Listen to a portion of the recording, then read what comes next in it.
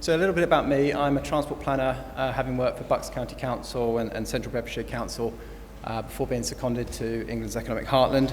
I actually authored Bucks County Council's freight strategy, so it's nice to see some of my thinking being put into practice by Graham. It's rare you can say that. So I'm going to talk a little bit about a regional approach to freight management and our freight study, which is one of the first pieces of technical work we commissioned to inform our transport strategy. Very quickly, a bit here about what I'll talk through. Firstly, for the uninitiated, I'll give you a flavour of EEH. I'll talk through some of the challenges and opportunities that we're facing regionally, and finally talk through, sorry there's an echo there, talk through some of our key policy strands and bits of work that we're looking to take forward, and hopefully how data can help support us. So for those unfamiliar with the devolution agenda, enabling legislation created the powers to establish subnational transport bodies, and subnational transport bodies come together to bridge the gap between national and local projects, and pretty much just provide a single voice for the region in terms of planning and delivery of transport improvements. And we're growing. More recently, the additions of Transport East, Peninsula Transport, Western Gateway means the whole of England is now covered by a subnational transport body. In terms of our origins, we began actually as a voluntary partnership back in 2014. Back then, it was Northamptonshire, Oxfordshire, and Buckinghamshire, and that has since then grown to encompass what is now, you may have heard of as the ARC, so the Oxford to Cambridge ARC and surrounding areas. It's governed by political leaders, portfolio holders, and has senior officer representation. But our core remit is identifying strategic connectivity requirements. So sometimes, whilst this can often extend to wider considerations, such as digital connectivity or planning, our scope is identifying the transport needs of our region. And just in July of last year, we produced an outline transport strategy. We saw that as a bit of an issues and options consultation, with the transport strategy being planned to be published this summer. And just on our region, it's a world leader in research, innovation, technology. We contain both of the Oxford and Cambridge universities. But all of this success is dependent on the need to invest in our transport system. So to do this, aligning planned growth with transport investment is key, and this is something that the National Infrastructure Commission has reported on back in 2017 through their Partnering for Prosperity report. So that's a bit about us. Why freight? Well, I think the rationale there was quite simple. Our primary focus is on realising our economic potential. So to do that, we must understand the business requirements from a freight and logistics perspective. Our region's full of internationally significant businesses and clusters, ranging from scientific research to motorsport, and these all depend on the effective movement of goods. So anyway, the primary focus of the study was to start a wider conversation with stakeholders across the region about how the transport system needs to develop. Study was intended to bring together an evidence base on how freight operates in our region. We worked very closely with what was then Transport Systems Catapult and the National Infrastructure Commission, and both of our report there in that sort of reddy pink colour and the NIC's report ran along similar timescales and identified common challenges, which is never a bad thing. The work was very much business driven, so there was a lot of outreach, and we sought views from major PLCs, policymakers, academia, and infrastructure operators, and sort of why I'm here today is to continue that understanding and getting that insight. I won't dwell on this because you may not be that interested, but just as a bit of a snapshot, this is our region, and what we found is that it was helpful doing the work in terms of at a spatial level. Our region sits between London and the Golden Triangle logistics, so you've got these key core trunk routes, the M1, M40, A1, M25, bisecting the London and the Golden Triangle. We've also, but it's not just through freight. I mean, we've also got Northampton and Milton Keynes, which are growing major areas for distribution and distribution space due to their location near the Midlands, or partly sat in the Midlands. I think probably the other thing worth noting, and this is again spatially, is that east-west connectivity isn't great, but in terms of road, we do have good access to ports in Felixstowe over in the east and Southampton, so major container ports there. I thought it'd be helpful just to, we've got local government and public sector bodies in the room, just to sort of give you a bit of an insight and a flavour as to what we heard from doing our policy review. So generally, there's a bit of a policy vacuum when it comes to freight and logistics at both the local and national level. As you probably expect, freight blindness, something quoted by the NIC, is still apparent, and really little to no consideration of freight needs in local plans. And for us in our region, well, if you believe the NIC, we've got about 1 million homes to deliver, potentially. So that's going to generate a huge volume of freight movements and see an exponential rise in freight traffic. So we ran major workshops, and businesses made us aware of some really interesting, gave us some really interesting insight. So there's a bit of there is a skills shortage in terms of drivers. We've got an aging population, average drivers in their mid-50s. Decarbonisation agenda, very live to operators, perhaps surprisingly to me. They understand their corporate commitments to decarbonise their fleet, so they're not. They need a steer from government, but it's very much still an issue for them too. And importantly, journey time reliability feels like an obvious thing to say, but I think sometimes we get hung up with speed in the world of transport.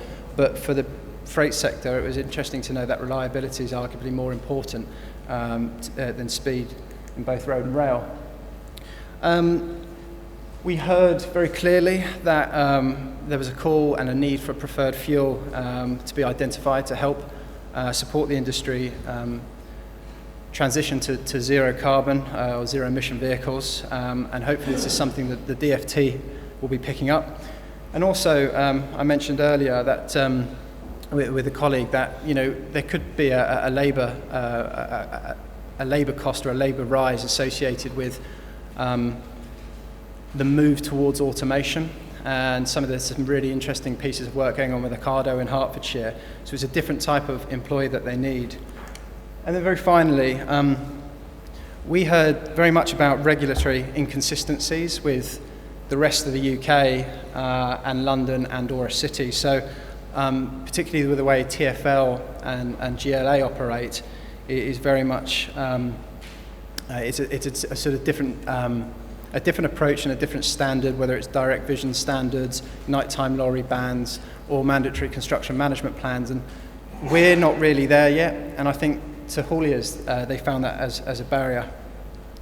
And again, always worth stressing that one of the big takeaways was the need to embed freight in the planning process. And interestingly, I think I'm right in saying that hauliers in the freight industry aren't a statutory consultee for local transport plans, which surprised me. But when I think back to my time writing local transport plan 4 for Buckinghamshire, I think back then there wasn't enough engagement with the sector. So potentially, where can we come in? Well, EEH as an STB, we're welcome as a body that can provide some regional oversight on strategic freight issues. Worth mentioning that the UK freight system is very efficient already, it's very resilient, and it operates without much intervention. So I think the overarching view was, for a subnational transport body, was to allow it to enable it to do what it does well already, but specifically identifying strategic freight infrastructure, and that links directly back to that reliability piece. And then there was something in there about EH and data, and potentially a role at a subnational level to broker data, which we'll get onto in a second, and the way a subnational transport body can support freight through strategic planning, so nationally strategic infrastructure projects and new growth, something bigger and broader than just one local authority. So we've started to take forward some work in this space, but I thought I would just focus on three strands really for today. So these are sort of three policy pillars that we're looking at. So as I said earlier, there seems to be a market failure in terms of embedding freight needs in the planning process. So better land use planning is a key priority for us, particularly as a way to manage freight congestion at source. And then, what do we mean by planning? You sometimes see lots of nods, yes, freight should be better planned for, but what do you actually mean? And I think for us, or for me, it's a few different things. So there's an absence of just common design standards for freight in strategic housing, so very specific things like loading bays. There's also a spatial element to this too, so the need to potentially cluster supply chain activity together as a better way of managing its impact on the transport network. And I think finally, even when in local plans we have those sites for B8, B2, whatever they are, earmarked, there's still sometimes a challenge with supplying that sort of commercially. The second bit of a passion of mine was about rail freight, so maximising the opportunities of rail freight. The challenge at the moment is traditionally rail freight operators and businesses see rail freight as something which is driven primarily by market forces, but we're starting to look at this through support of our Strategic Transport Forum as a way that we can grow rail freight and redirect rail freight as a public sector policy intervention. So understanding, playing back the decarbonisation agenda, that's where we need a strong policy. And one of the ways we're starting to flesh that out is by the importance of strategic rail freight interchanges and identifying spatially their locations as a way of continuing to grow the current strength of particularly intermodal rail freight. And I think I put it there at the bottom, but our work is also ongoing in terms of corridor studies to bring our understanding of rail freight up to a similar level as we currently have for passenger rail services too. So I think it's just a really important piece of recognition. Finally, the last one is data. Sort of the reason why I'm here and I accepted Tom's offer to present.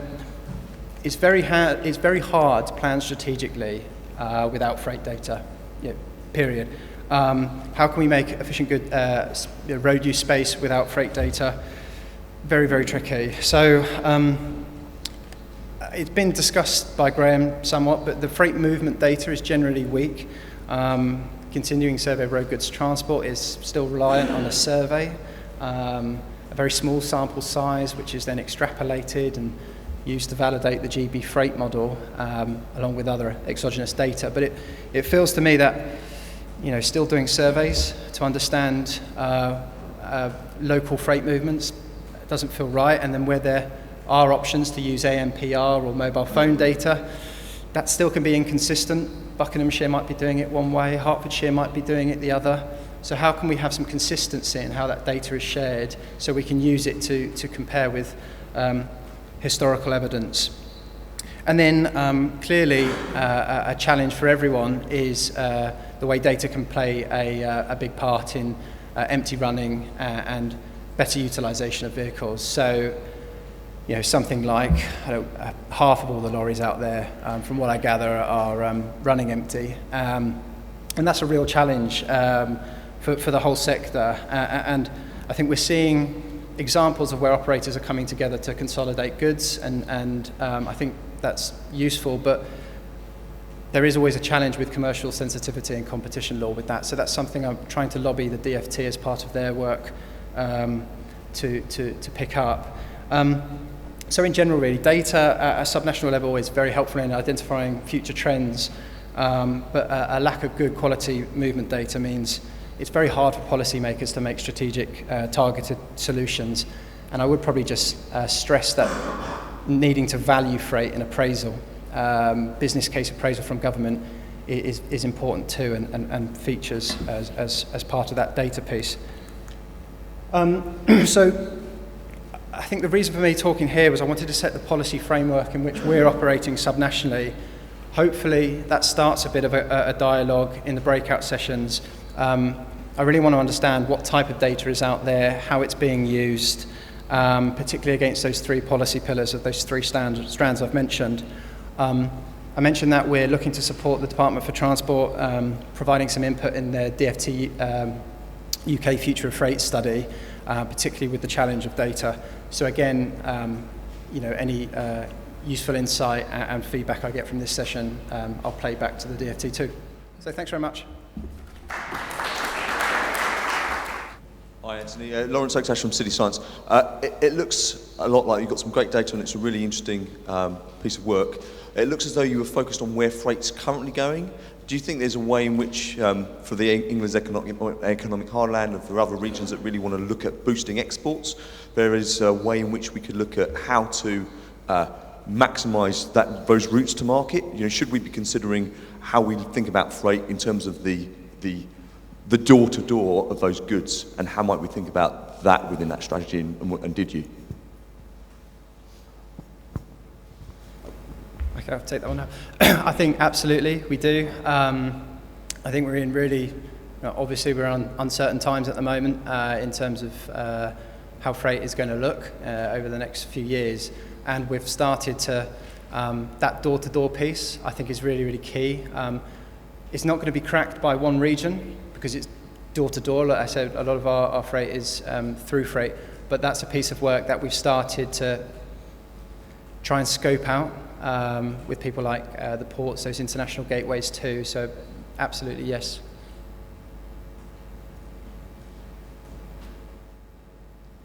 Cool, thanks.